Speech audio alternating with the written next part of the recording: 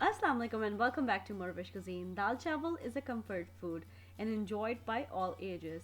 Cost effective, needs very minimal ingredients, and comes together very quickly. Today I'm sharing recipe for Indian brown lentil or Sabut Masoor. So without further ado, let's go and make it happen.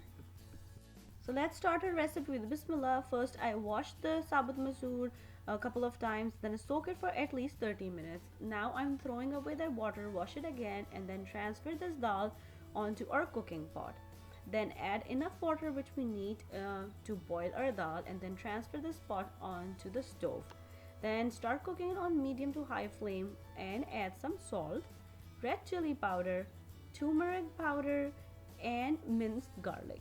Mix everything well and then cook until it comes to one boil. Then I'll cover lightly and then cook on slow flame until dal is completely tender. Just stir in intervals. When dal is completely done, then we need to mix it, or as we say, like codify the dal. For that, there are different tools in the market, or I just press the dal against the wall of the cooking pot, and you can see the few of the big pieces get smushed. So that's how I did it. In the end, we just need to add some tamarind. I use seedless tamarind, so I just take a big chunk and add it in there. It will boil and this release all its water. Of course, you can just pulp it separately and then add the pulp. When dal is completely done and comes to your desired consistency, we need to make our bhagar. For that, I'm heating up some oil in a fry pan, add some sliced onion and red chilies. When onions are half done, I add sliced garlic and cook until they get nice golden color. Then in the end, I add some cumin seeds, mix for like a couple of minutes because we don't want to burn on cumin seeds.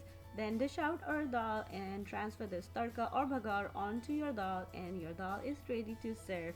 So Indian brown lentil, sabut masoor, or kali dal, whatever you call it, it's ready. Today I'm serving it with some steamed brown rice.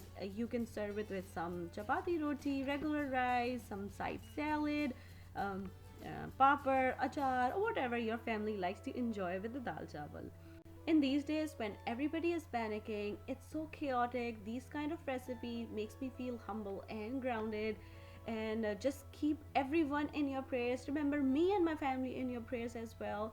And if you try this recipe, please let me know how it turned out with you. And once again, thank you so much for watching.